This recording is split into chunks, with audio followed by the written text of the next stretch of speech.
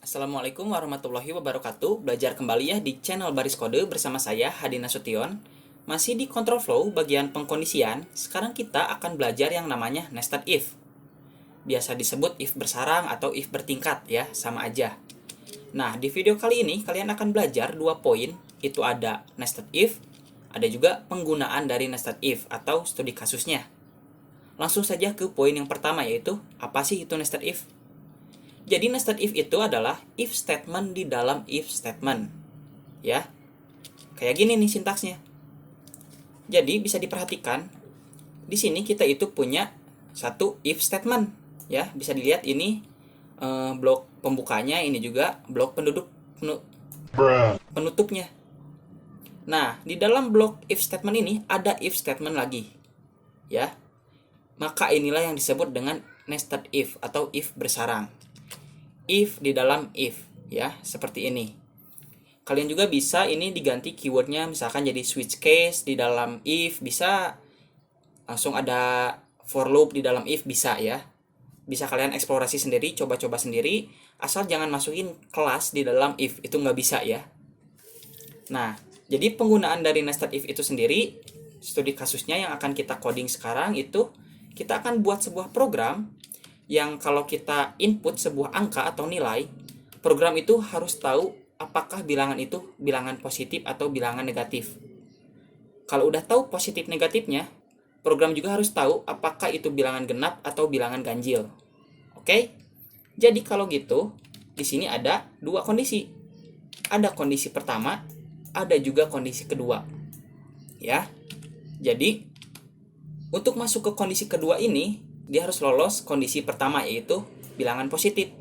Kalau udah true, maka dia langsung ke kondisi kedua. Ya, udah tau lah ya if statement logikanya gimana. Biar lebih paham, saya udah buat flowchartnya kayak gini. Nah, ini itu kan kita punya n ya, n itu bilangan yang akan kita input. Nah, nanti si nilai n ini dia akan dibandingkan. Apakah n lebih dari sama dengan 0? Kalau true, maka dia adalah bilangan positif. Tapi kalau false, dia adalah bilangan negatif, ya. Jadi n itu kurang dari 0.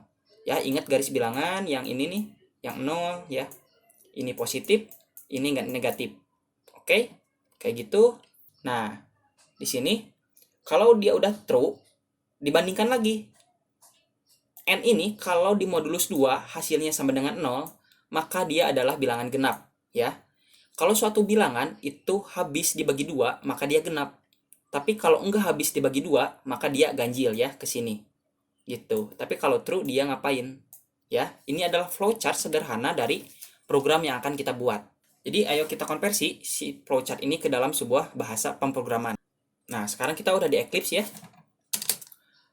Kita udah punya scanner, maka di sini kita bikin masukkan nilai n. Kayak gini, n-nya kecil aja. Lalu di sini kita integer n, kita bikin variabel n itu sama dengan input.nextIn seperti biasa. Nah, di sini kita akan buat kondisi untuk cek bilangan positif atau negatif ya. Ini satu kondisi dulu.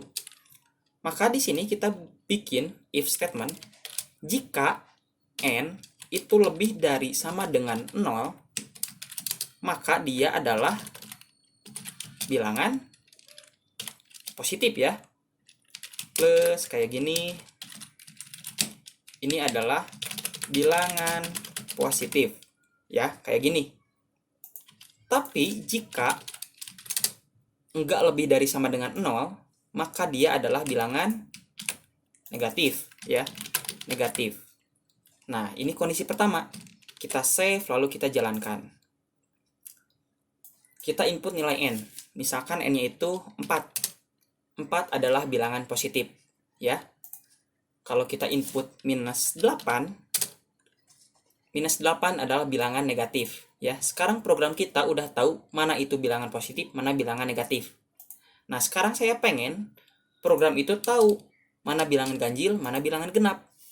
Gimana caranya biar program tahu? Itu kita pakai yang namanya modulus ya. Kita pakai matematika buat solve problem kita. Misalkan di sini kondisi untuk cek bilangan genap atau ganjil. Kayak gini. Lalu di sini kita bikin if lagi, if bersarang. Ya, ini yang disebut nested if. Ada if di dalam if. Oke? Maka di sini kita cek. Jika n itu ya habis dibagi 2, kayak gini, n modulus 2 sama dengan 0, maka dia adalah bilangan genap. Tapi kalau udah dibagi 2 tapi ada sisa 1, maka dia adalah bilangan ganjil. Kayak gini ya. Kita save lalu kita jalankan. Kita input 4. 4 itu bilangan positif, 4 juga bilangan genap. Betul ya? 4. Tapi kalau kita input minus 4 misalkan, minus 4 adalah bilangan negatif. Ya. Kita input misalkan 17, positif, ganjil. Benar ya, 17 itu angka positif juga bilangan ganjil. Gimana nih alur programnya? Nah, kayak gini. Di sini kan kita input 17 ya. 17, dia akan masuk ke variabel n. Ke sini. N ini akan dibandingkan di kondisi ini. Apakah n itu lebih dari sama dengan 0? Kalau betul, dia akan lanjut ke sini ya. Cetak ini dulu, baru dia lanjut ke kondisi ini. Apakah n itu modulus 2 sama dengan 0 ya? Kalau betul, dia akan cetak genap. Tapi karena ini ganjil, maka dia yang dicetak itu bilangan ganjil. Kayak gitu ya. Tapi kalau dia salah, misalkan ini false ya, maka dia akan langsung cetak yang ini. Ya. Kayak gitu. Nah, itu adalah contoh sederhana dari penggunaan nested if. Ya, bisa kalian eksplorasi sendiri. Ya, cuman gitu doang ya. Terima kasih, semoga bermanfaat dan semoga dapat dipahami.